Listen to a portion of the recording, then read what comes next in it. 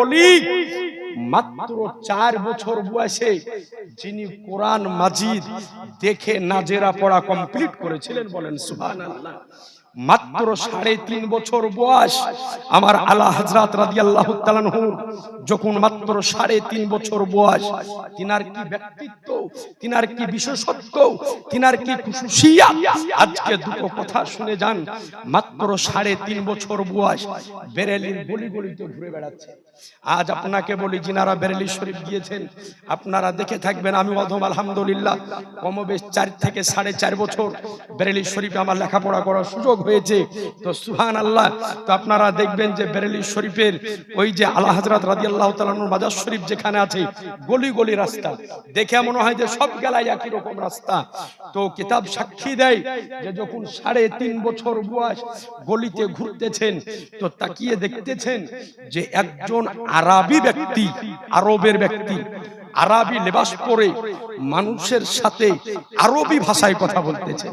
আরবের মাতৃভাষা আরবি, তো আরবি ভাষায় কথা বলতেছেন।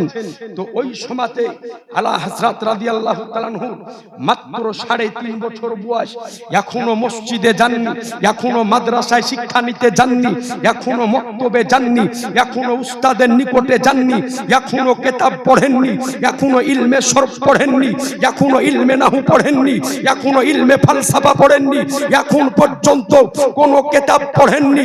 মাত্র 3.5 বছর বয়সে আমার আলা হযরত ইমাম আহমদ রাজা খান ফাজলে বেরলভী রাদিয়াল্লাহু তাআলা আনহু ওই আরবি ব্যক্তির সঙ্গে পিওর আরবি ভাষাতে দীর্ঘক্ষণ তিনি কথোপকথন করেছিলেন। মুসলমান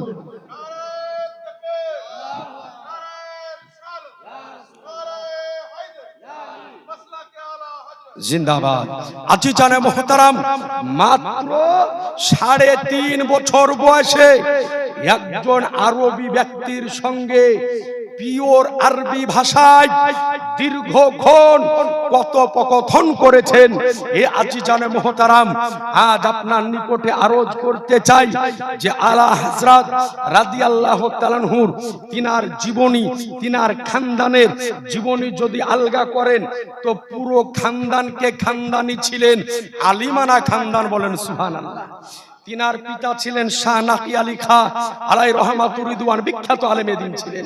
তিনার দাদা ছিলেন হুজুর রাজা আলী খাঁ আলাইহি রহমত, বিখ্যাত আলেমে দ্বীন এবং আল্লাহর বিখ্যাত ওলি ছিলেন, বলেন সুবহানাল্লাহ। হুজুর রাজা আলী খাঁ আলাইহি রহমাতুর রিদওয়ান, যিনি আলা হযরত রাদিয়াল্লাহু দাদা, তো তিনার ব্যাপারে কিতাব সাক্ষী দেয় যে হিন্দুদের একটা আপনার উৎসব হয় যাকে হোলি উৎসব বলা হয়। ওই হোলি উৎসবের সময়তে এখন বর্তমান সময় এমন একটা সময় আমরা বসবাস করছি যে মুসলমানদের বিশেষ করে দাড়ি টুপিওয়ালা ব্যক্তিদের রাস্তাতে বেড়ানো অসম্ভব হয়ে যায়। তো আলা হযরত রাদিয়াল্লাহু তাআলা আনহুর দাদা হুজুর রাজা আলী খাঁ আলাইহি রহমাতুর রিদওয়ান হোলির দিনে তিনি বাড়ি থেকে বের হয়েছেন, সাথে কয়েকজন মুরিদ আছেন। তো রাস্তা দিয়ে চলতেছেন, ছাদের উপর থেকে একজন মহিলা কিছু রং উপর থেকে চালিয়ে দিয়েছেন। তো উপর থেকে যখন চালিয়ে দিয়েছেন তো হুজুর রাজা আলী খাঁ আলাইহি রহমাত গায়ের উপর পড়ে গিয়ে জামাটা রঙে রঙ্গিত হয়ে গিয়েছে। তো হুজুর রাজা আলী খাঁ আলাইহি রহমাত আল্লাহর দরবারে হাত উঠিয়ে দোয়া করলেন যে আল্লাহ, আর যে মেয়েটি আমাকে রঙে রঙ্গিত করে দিল, আল্লাহ তুমিও একে রঙে রঙ্গিত করে দাও। সুবহানাল্লাহ বলেন। তো মুরিদ বর্গরা চিন্তা করলো যে হুজুরের মুখ দিয়ে বের হলো যে এই মহিলাকে আল্লাহ তুমি রঙে রঙ্গিত করে দাও। তো তাহলে মনে হয় মেয়েটা এখনই ছাদের উপর থেকে পড়বে, আর পড়ে যাওয়ার পরে ওর শরীর রক্ত রঙ্গিত হয়ে যাবে। কিন্তু হুজুর রাজা আলী খাঁ নিজের দরবারে গেলেন। দরবারে যাওয়ার পরে মুরিদ বর্গগণ তখনও আছেন যে কি ঘটে দেখবো, কারণ একজন আল্লাহওয়ালা ব্যক্তি যিনি হন, আল্লাহর নৈকট্য হাসিল করা ব্যক্তি যিনি হন, উনার জবান দিয়ে যেটা বের হয়ে যায় আল্লাহ পাক ওটা কবুল করে নেন। একটু জোরে বলেন না সুবহানাল্লাহ। আল্লাহ পাক ওটা কবুল করে নাই। তো আলা হযরত রাদিয়াল্লাহু তাআলা আনহু দাদা হুজুর রাজা আলী খাঁ আলাইহি রহমাত এই দোয়া করে দিয়ে দরবারে বসে রয়েছেন। ইহীন অবস্থায়, সন্ধ্যা লাগবো অবস্থা, তো ওই মহিলাকে দেখা গেল যে হুজুর রাজা আলী খাঁ আলাইহি রহমাত কদমে যাওয়ার পরে পড়ে সঙ্গে সঙ্গে কালেমা পড়ে মুসলমান হয়ে গেলেন। মুরিদ বর্গগণ বলতেছেন, হুজুর আপনি যখন দোয়া করেছিলেন যে এই মহিলাকে আল্লাহ তুমি রঙে রঙ্গিত করে দাও, তো আমরা মনে করেছিলাম যে মনে হয় যে মেয়েটি ছাদের উপর থেকে পড়বে আর পড়ার পরে রক্তে রঙ্গিত হবে। কিন্তু হুজুর এই দোয়া করেননি, হুজুর এই দোয়া করেছিলেন যে আল্লাহ এই মহিলাকে তুমি ঈমানের রঙে রঙ্গিত করো। একটু জোরে বলেন না সুবহানাল্লাহ। তো আজি জানে মুহতারাম, তো ইমাম আহমদ রাজা খান ফাজলে বেরলভী রাদিয়াল্লাহু তাআলা আনহু, তো তিনি মাত্র 3.5 বছর বয়সে আজকে একজন আরবি ব্যক্তির সঙ্গে পিওর আরবি ভাষাতে তিনি কথা বলেছিলেন। একবার জোরে বলে দেন সুবহানাল্লাহ। এ আজি জানে মুহতারাম বেরাদারানে ইসলাম, এরপরে হুজুর আলা হযরত রাদিয়াল্লাহু তাআলা আনহুর বয়স যখন মাত্র 13 বছর 10 মাস, আজকে 13 বছর 10 মাস যখন বয়স, কমবেশ 14 বছর, এই বয়সে সমস্ত শিক্ষা অর্জন করে আলেম ফাজেল মুফতি মুহাদ্দিস সমস্ত কিছু অর্জন করে ফেলেছিলেন। বলেন সুবহানাল্লাহ। আলা হযরত রাদিয়াল্লাহু তাআলা আনহু কমবেশ মাত্র 14 বছর বয়সে জীবনের সর্বপ্রথম ফতোয়া লিখতেছেন। তো এই আজি জানে মুহতারাম ফতোয়া লেখার পরে নিজের পিতা হুজুর শাহ নাকি আলী খা আলাই রহমাতুর রিদওয়ানের হাতে দিতেছেন, যে বলে আব্বা হুজুর ফতোয়াটা দেখেন। হুজুর শাহ আলী নাকি আলী খা আলাই রহমাতুর রিদওয়ান ফতোয়াটাকে দেখলেন, দেখার পরে দুই চোখ দিয়ে ঝরঝর করে পানি বের হতেছে। আলা হযরত রাদিয়াল্লাহু তাআলা আনহু জিজ্ঞাসা করতেছেন, বলে যে আব্বা হুজুর আমার ফতোয়াকে দেখার পরে আপনার দুই চোখ দিয়ে পানি ঝরতেছে, এর ব্যাপারটা কি? আমার কি ফতোয়ার মধ্যে ভুল হয়েছে? বলে বেটা আহমদ রাজা, আজ তোমাকে বলি তোমার ফতোয়ার মধ্যে কোনো ভুল হয়নি, কোনো গালাতি হয়নি।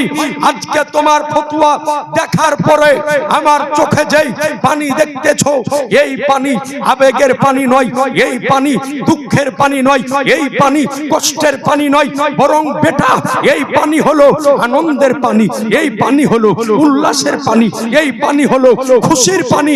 বলে বেটা যাও, আজকে থেকে আমি এই বেরেলির মুফতির মসনদ মাত্র 14 বছর বয়সে তোমার হাতে সমর্পণ করে দিলাম। একটু জোরে বলেন না সুবহানাল্লাহ। তো আজি জানে মুহতারাম, সুতরাং আজ আপনাদের নিকটে বিশেষভাবে অনুরোধ করব যে একটু আগে মাওলানা নুরুল আইন কাদরী সাহেব যে বলে গেলেন যে আজ বর্তমান সময় আমরা আহলে সুন্নাত ওয়াল জামাতের আলেম ওলামা ওহাবি দেবন্দীদের সাথে কি মোকাবিলা করব, নিজেদের লোকেদের সাথে মোকাবিলা করতে গিয়ে সময় পাই না, নাকি বলছেন? আজ বর্তমান সময় আপনাকে বাস্তবিক কথা বলতেছি যে আপনাদের এই কালিয়াচকে আসা আমার 8 বছর চলল। তো এই 8 বছরের মধ্যে আল্লাহর ইজ্জতের কসম পীর নিয়ে নিয়ে আপনাদের কালিয়াচকে যতগুলা ফিতনা, আমার মনে বলে যে সারা পৃথিবীতে কোন জায়গাতে, জি আপনি খোঁজ খবর নিয়ে দেখেন, পীর নিয়ে নিয়ে যে ফিতনা সারা পৃথিবীর বুকে কোথাও নেই। আজ ওহাবি দেবন্দীদের প্রশ্নের জবাব দিতে গিয়ে জান খারাপ। আজ দোষ করে সাধারণ মানুষ আর প্রশ্নের সম্মুখীন হতে হয় আমাদেরকে। আজ আপনাদের নিকটে অনুরোধ করি যে আমরা কোনো হাক্কানি পীরের বিরুদ্ধে নয়, কোনো হাক্কানি আল্লাহওয়ালার পীরের বিরুদ্ধে নয়। যেই পীর আল্লাহ, যেই পীর হাক্কানি পীর হবে, যে আল্লাহওয়ালা হাক্কানি আল্লাহওয়ালা হবে, তিনাদের পায়ের ধুলিকে আমরা চোখের সুরমা মনে। কিন্তু যেই পীর পীরের নাম দিয়ে আজকে ব্যবসা আরম্ভ করবে, যেই পীর পীরত্বের নাম দিয়ে সুন্নিয়াতকে ভাগ বন্টন করবে, জেনে রাখবেন ওই পীর থেকে আপনাকে দূরে সরে যেতে হবে। আজ আপনাকে বলি, একটু আগে আপনাকে বললাম না যে আসল সুন্নি আর নকল সুন্নিও আছে। তো বর্তমান সময় আপনি খোঁজ যদি নেন তো আসল পীর আর নকল পীরও আছে। তো আপনাদের নিকটে অনুরোধ করব যে পীর ধরা খারাপ কাজ নয়, ভালো কাজ। একজন হাক্কানি আল্লাহওয়ালার হাতে হাত দিয়ে আপনি বায়াত হবেন, এটা ভালো কাজ। আপনি একজন সিলসিলার অধীনে থাকবেন, এটা ভালো কাজ। তবে পীর ধরবেন খুব যাচাই বাছাই করে। আপনাদের এদিকে আছে কিনা জানি না, আমাদের মুর্শিদাবাদে একাধিক জায়গাতে কিছু গাঁজাখোরি পীর আছে। তো ওদের হাতে বায়াত যদি হওয়া যায় তো নামাজ লাগে না, কথা বুঝতে পেরেছেন? বলে পীরের হাতে বায়াত হনু তো নামাজের কি দরকার? পীরে আমাকে জান্নাতে নিয়ে যাবে, জান্নাতে নিয়ে যাবে। খালি মরিয়া দেখো, তোমার পীরেরও বাটাম ফাটাবে, তোমারও বাটাম ফাটাবে।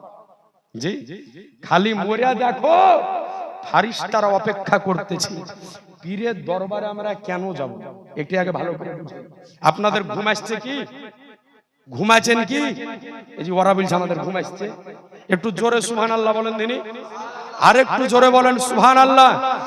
পীরের দরবারে কেন যাবেন ভালো করে বুঝেলেন?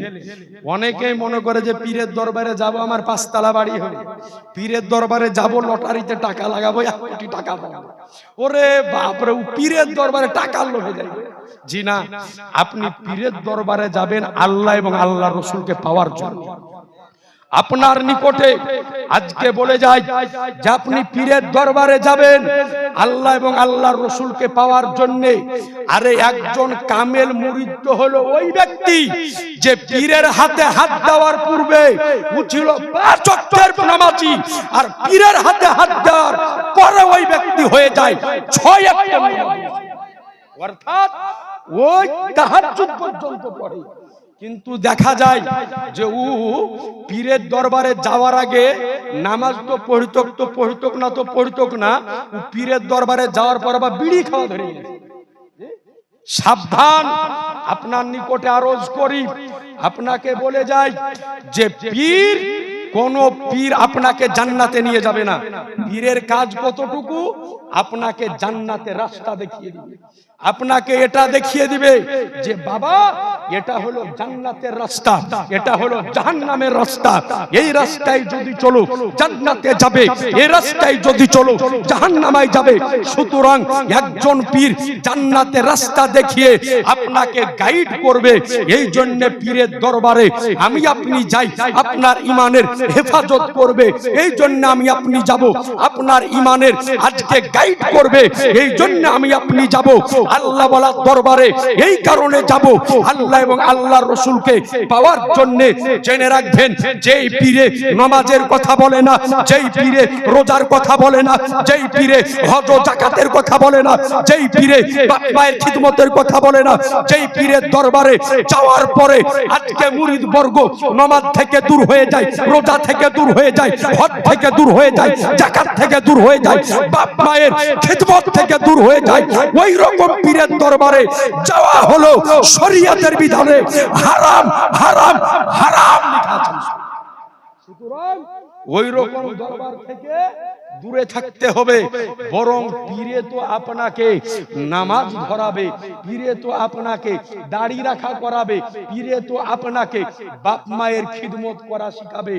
আজ আপনার নিকটে আরজ করি, পীর কেমন ছিল একটু আপনাদের নিকটে বলি। আমার পীরানে পীর দস্তেগীর মাহবুবে সুবহানি গাউসে সামদানি কুতুবে রব্বানি মহিউদ্দিন আব্দুল কাদের জিলানী ও গেলানী রাদিয়াল্লাহু তাআলা আনহু জিনার কদম প্রত্যেকটা আউলিয়া কেরামের গর্দানের উপরে রয়েছে। গাউসে পাক রাদিয়াল্লাহু তাআলা আনহু ইরাক থেকে হজ করতে যেতেন পায়ে হেঁটে। মক্কা শরীফ যাবেন পায়ে হেঁটে হজ করতে, রাস্তায় চলেন, যেখানে রাত্রি হয়ে যায় রাত্রি যাপন করেন, সকালবেলা আবার হাঁটা আরম্ভ করেন। এইভাবে চলতে চলতে ইরাকের জঙ্গল দিয়ে চলতে চলতে একটা জায়গাতে আসার পরে নির্জন রাত্রি, তো সাথে কয়েকজন মুরিদ বর্গ আছে। তো মুরিদ বর্গগণ বলছেন, হুজুর এখান থেকে যদি আরেকটু সামনে আগিয়ে যায় তাহলে একটা গ্রাম পরিবার, ওই গ্রামে আপনার অনেক ভক্ত আছে, তো চলেন রাত্রিটা ভক্তদের বাড়িতে থাকব, সকাল বেলাতে আবার আমরা পায়ে চারি হাঁটা আরম্ভ করব। তো গ্রামের মধ্যে প্রবেশ করলেন।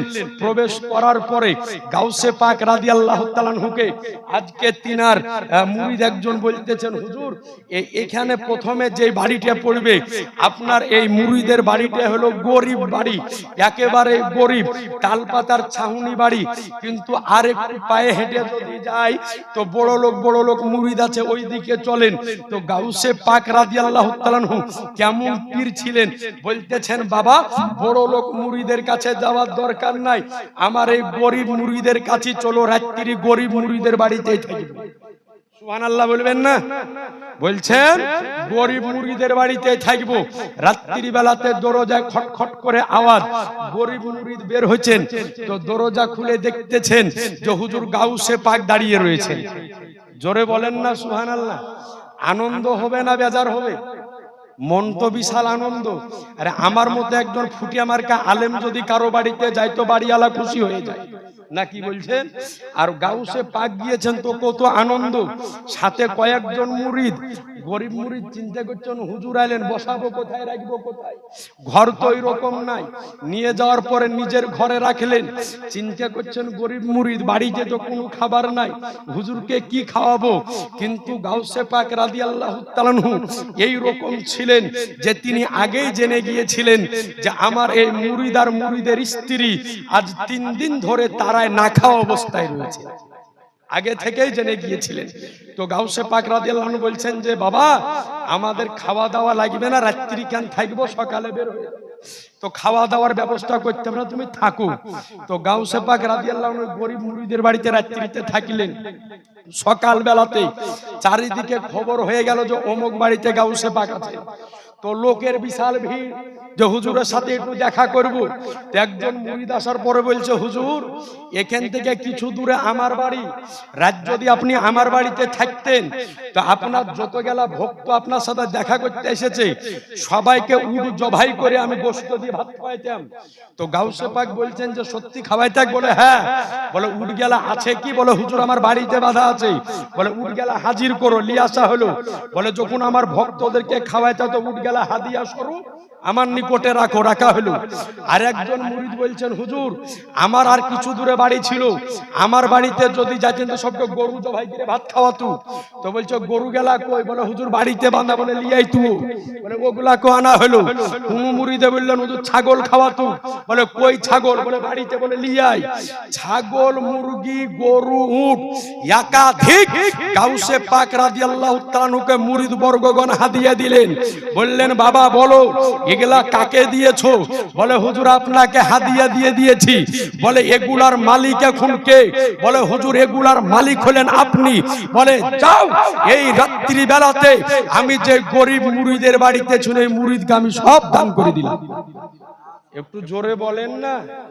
তো গাউসে পাক রাদিয়াল্লাহু তাআলা আনহু ওই বাড়িতে থাকার পরে নিজের হাদিয়া পেয়ে গরিব মুরিদকে বড় লোক বানিয়ে দিয়ে চলে গেলেন। এখন বর্তমানে এমনও পীর আছে যে মুরিদের চুরি করে না, ডাইরেক্ট পকেট মারে। জি আপনাকে সত্যি কথা বলছি, পকেট মারে। তো আপনাদের নিকটে আরজ করি, আপনাদের নিকটে বলি ওই রকম পীর থেকে দূরে থাকবেন যেই পীর পকেট মারে। আমার এক হুজুর আমাকে গল্প শুনিয়েছিলেন যে এক মুরিদ আর এক পীর দুজনাতে রাস্তা দিয়ে চলছে। তো চলতে চলতে দলকা কাদা, বুঝে আমাদের দিকে বলো দলকা কাদা, মানে আঠল কাদাতে মানুষ ঢুকে গেলে উঠা মুশকিল। তো পীর সাহেব ওই দলকা কাদাতে পড়ে গেছে।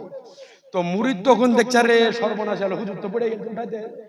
তো বলছে হুজুর আপনার হাত দেন তুলি, হুজুর আপনার হাত দেন তুলি। তো পীর সাহেব হাত কিন্তু দেয় না। মুরিদ দেখলে রে হুজুর হাত না দিলে তো দলকা কাদাতে ডুবে মরে যাবে। তো কি করা যায়, মুরিদের মুবিদে ভুল করে বেরিয়ে গেছে, হুজুর হাত দিতে হবে না, আমার হাত লেন। যেমনই বলেছে পীর কিন্তু গপ করে হাতকে ধরে টানিয়ে তুলে নিয়েছে।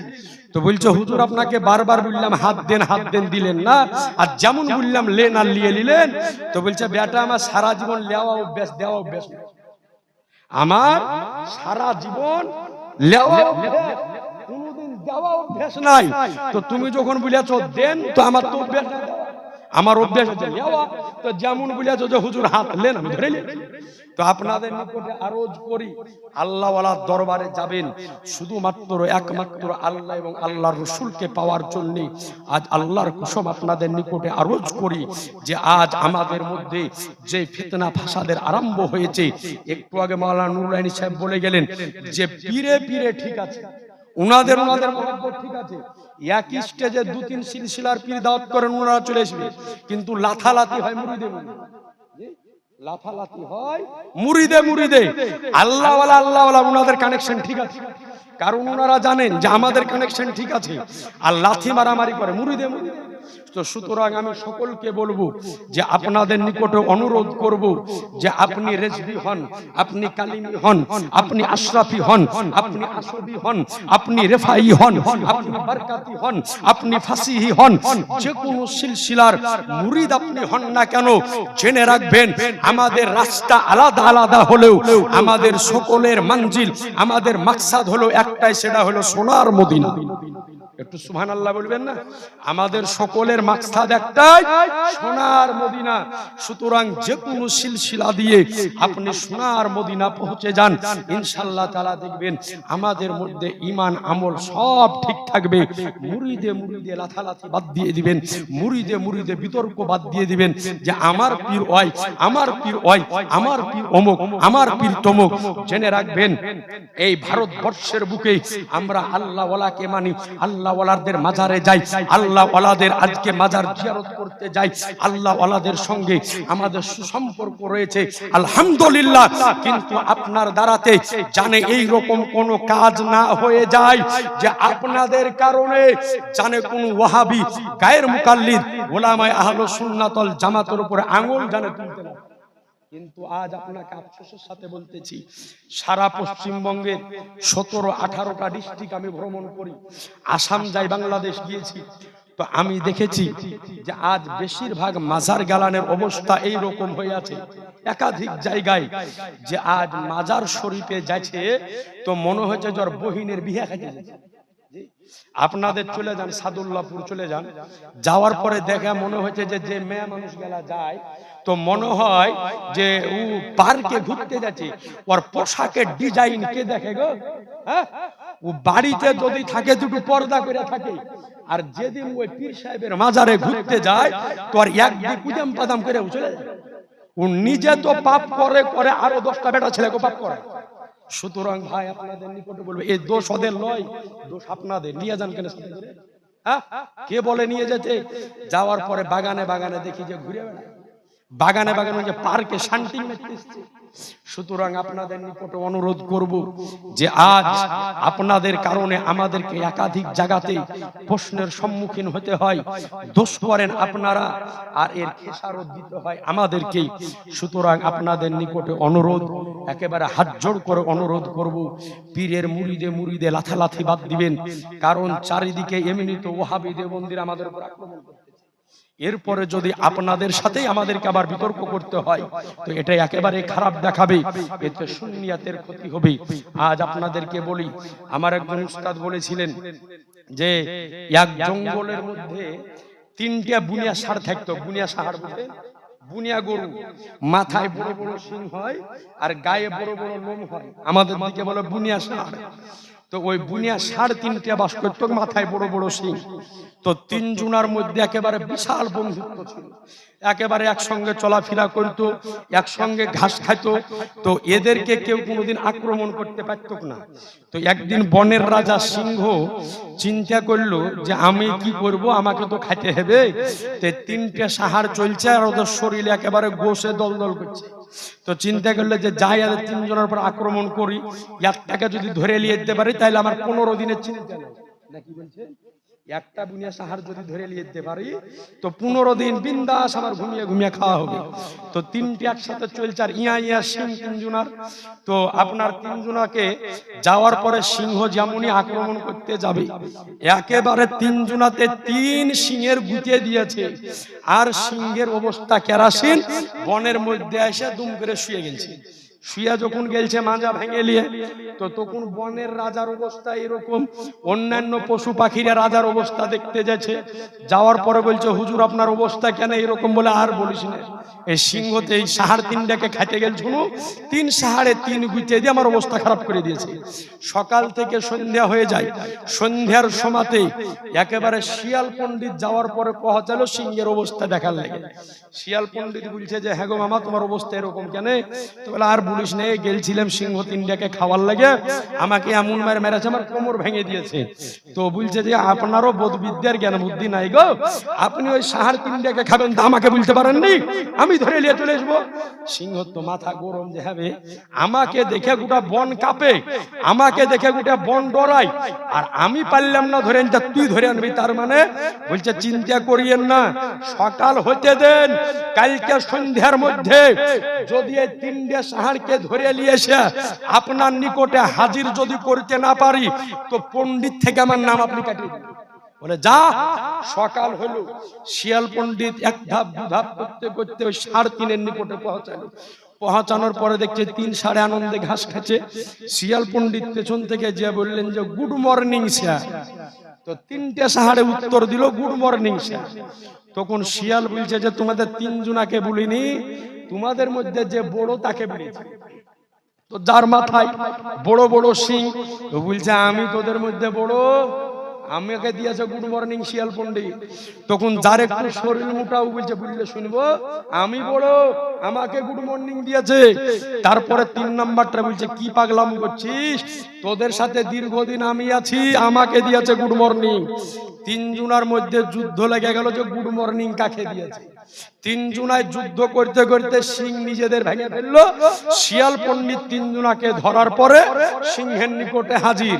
সিংহ বলছে হ্যাঁ রে কি ব্যাপার, আমি এত বড় জানোয়ার হয়ে ওদের তিনজনাকে ধরতে পারলাম না, তুই ধরে আনলি কি করে? বলে কিছুই করিনি, শুধুমাত্র গুড মর্নিং স্যারের একটা ফায়ার করেছি, বাস, ইয়াতেই শেষ। তো আজ বর্তমান সময় আমাদের মধ্যে এটাই চলতেছে যে যতদিন পর্যন্ত এই সিংহ তিনটা একসঙ্গে ছিল এদেরকে কেউ আক্রমণ করতে পারেনি। আজ আমাদের মধ্যেও যদি আমরা রেজবি, কালিমি, আশরাফি, আশফি, রেফাই, ফাসিহি, বারকাতি, নুরি সকল সিলসিলার লোক এক জায়গাতে যদি থাকতে পারতাম তো ওহাবি দেওবন্দিগণ কোনো দিনও আহলে সুন্নাত ওয়াল জামাতের উপরে আঙ্গুল উঠাতে পারতো না। জি, কিন্তু আজ আমাদের মধ্যে গুড মর্নিং স্যারের গুলি মারামারি করতে করতে আমাদের অবস্থা কেরাসিন হয়ে গিয়েছে। সুতরাং আপনাদের নিকটে অনুরোধ করব যে আজ আপনাদেরকে বলবো যে সকলে এক প্ল্যাটফর্মে আসুন। আহলে সুন্নাত ওয়াল জামাতের মানুষ সকলকে অনুরোধ করব এক প্ল্যাটফর্মে আসার পরে আজকে আহলে সুন্নাত ওয়াল জামাতের খিদমত করেন। আল্লাহ পাক যেন তৌফিক দান করেন, বলেন আমিন। একবার দরুদে পাক আল্লাহুম্মা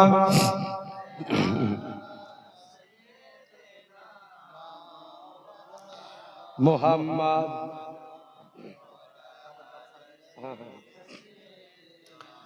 মাওলানা মুহাম্মদ সাল্লাল্লাহু আলাইহি সাল্লাম। যাই হোক ব্রাদার ইসলাম, আলোচনার আগে বেশি বাড়াবো না, একটা চিঠি এসেছে উত্তরটা দিয়ে দিয়ে ইনশাআল্লাহ তাআলা বক্তব্য শেষ করব। লিখেছেন যে কোন পীরের হাতে পায়ে মহিলাদের জন্য চুমা দেওয়া জায়েজ আছে কি নেই? দেখেন বিষয় হলো যে পীরের হাতে এবং পায়ে, এটা হাদিস শরীফ এবং একাধিক ফিকহের কিতাব থেকে প্রমাণিত হলো এটাই যে পীরের হাতে এবং পায়ে চুমা দিতে পাবে পুরুষগণের জন্য চুমা দেওয়া জায়েজ, কিন্তু কোন মহিলা, কোন নারী পীরের হাতে এবং পায়ে তাদের জন্য চুমা দেওয়া নাজায়েজ ও হারাম। কথা বুঝতে পারলেন? কারণ মেয়ের জন্য তার পীর মাহরুম লয়, গায়ের মাহরুম ব্যক্তি, সুতরাং ওর সামনেও যেতে পাবে না। এই জন্য কোন মহিলা তার পীরের হাতে এবং পায়ে চুমো দিতে পাবে না, পাবে না, পাবে না। সুতরাং অনুরোধ করব মা বোন যিনারা আছেন, যদি আপনার চুমিয়া দেওয়ার মন করে তো স্বামীর হাতে পায়ে থেকে শুরু করে সব জায়গায় চুমা। কথা বুঝতে পেরেছেন? আপনাদেরকে বলি, যে মেয়ে পীরের হাতে পায়ে চুমা দেয় ওকে জিজ্ঞাসা করেন যে স্বামীর হাতে পায়ে কোনোদিন দিয়েছে কি? জীবনও দেয়। অথচ নবী বলতেছেন যে স্বামীর পায়ে চুমা দাও, স্বামীর হাতে চুমা দাও, কিন্তু স্বামীর হাত পায়ে দেয় না, পীরের হাত পায়ে দেয়। জি না, কোন মহিলার জন্য পীরের হাতে এবং পায়ে চুমা দেওয়া হারাম, হারাম, কঠিন ভাবে হারাম। সুতরাং এই কর্ম থেকে দূরে থাকবেন। আপনার মন যদি করে আপনি নিজের স্বামীর পায়ে চুমা দেন, স্বামীর হাতে চুমা দেন, মাথা থেকে পা পর্যন্ত স্বামীর যেই জায়গায় মন যাবে আপনি ওই জায়গাতে চুমা দিবেন। কিন্তু পীরের হাতে পায়ে মহিলারা চুমা দিতে পাবে না, পাবে না, পাবে না। সুতরাং আল্লাহ পাক যেন এই রকম কাজ থেকে আমাদেরকে দূরে রাখে। সকলে বলে দেন আল্লাহুম্মা আমিন। শেষ মুহূর্তে অনুরোধ করব সকলে এক প্ল্যাটফর্মে থাকেন, এক জায়গাতে থাকেন। মুরিদে মুরিদে লাথালাথি করবেন না, মুরিদে মুরিদে মতানৈক্য সৃষ্টি করবেন না।